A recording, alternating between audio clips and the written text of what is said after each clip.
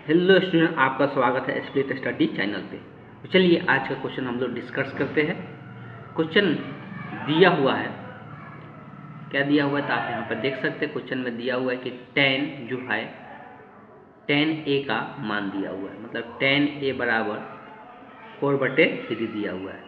4/3 दिया है तो अन्य त्रिकोणमितीय फलन का अनुपात ज्ञात करना है। और अभ्यास है कि कितना हम लोग त्रिकोणमितीय फलन पढ़ते हैं तो 6 त्रिकोणमितीय फलन पढ़ते हैं, तो जिसमें एक का मान दिया है, बाकी अन्य का निकालना है। तो बेसिकली इसके अनुपात में हमको पहले पता होना चाहिए कि tan का अनुपात का जो फार्मूला होता है वो क्या होता है। तो tan का अनुपात का फार्मूला आप जरूर पढ़ते होंगे, क्या होता है, लंब बटे आधार होता है।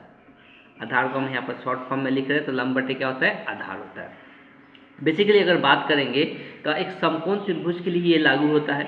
समकोण त्रिभुज में यह लंब और आधार पता है रेशियो में, किसका कमी है तो कर्ण का कमी है। तो सबसे पहले हम क्या काम करेंगे, कर्ण निकालेंगे। तो चलिए बच्चे हम लोग कर्ण निकालने के लिए उसके लिए फार्मूला आपको पता होना चाहिए। तो सबसे पहले हम फार्मूला लिख देते हैं।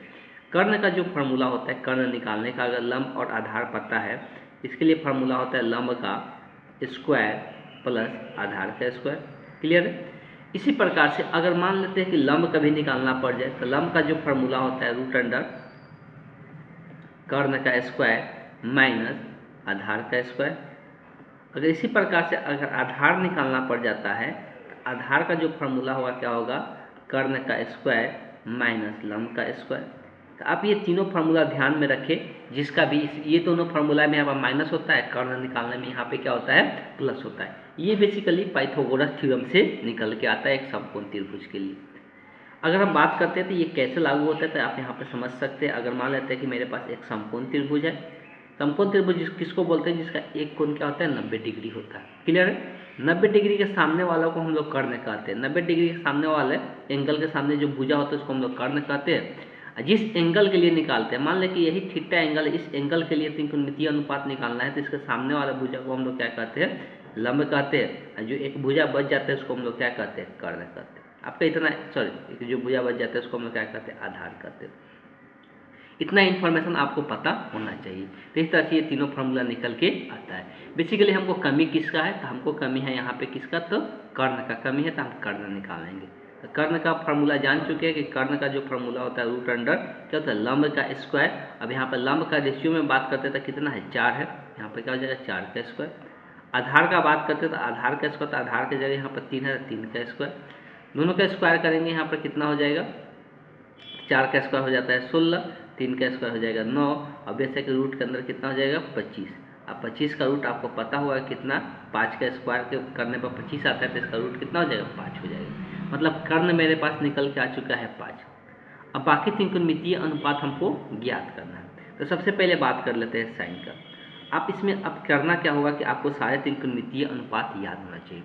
कर्ण का जो फार्मूला होता है वो क्या होता है, लंब बटे, साइन का जो फार्मूला होता है लंब बटे क्या होता है, कर्ण होता है। तो लंब का अगर बात करेंगे तो अब यहाँ से लंब देख सकते हैं कितना है, 4 है, तो लंब की जगह यहाँ पे 4 हो जाएगा। और कर्ण का बात करते हैं तो कर्ण निकल के आ चुका है 5, 4/5 हो जाएगा।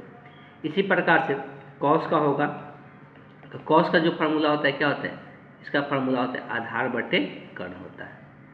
इसका जो फार्मूला होता है आधार बटे कर्ण होता है। और आधार रेशियो में यहाँ पर देख सकते हैं कितना है, 3 है। यहाँ पर कितना हो जाएगा, 3 हो जाएगा। तो यहाँ पर आधार हो गया 3 और कर्ण है 5, तो 3 बटे कितना हो जाएगा, 5 हो जाएगा। अब जो बच गया कौन है, tan तो दिया ही है, तो tan के बाद क्या आता है, cot आता है। इतना आपको पता होगा cot जो होता है ये tan का उल्टा होता था। उल्टा भी आप ध्यान में रखें, जो cot होता है tan का उल्टा होता है। ये 4/3 है तो इसका उल्टा कितना हो जाएगा, 3/4 हो जाएगा। बाकी सब उल्टा होता है।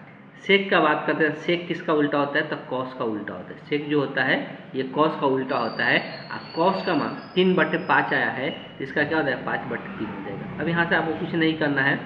वैसे प्रकार से कॉसेक जो होता है तो ये साइन का उल्टा होता है। साइन का मान कितना आया है, 4/5 आया है, इसका उल्टा कितना हो जाएगा, 4/5 का उल्टा 5/4 हो जाएगा। तो आप उल्टा भी ध्यान में रखें, उल्टा का यूज करके आप अगर 3 ही याद है तो उसके बाद 3 उसका उल्टा होता है, ध्यान में रखना है, बस इतना ही कॉन्सेप्ट, और बाकी आसानी से निकाल सकते हैं।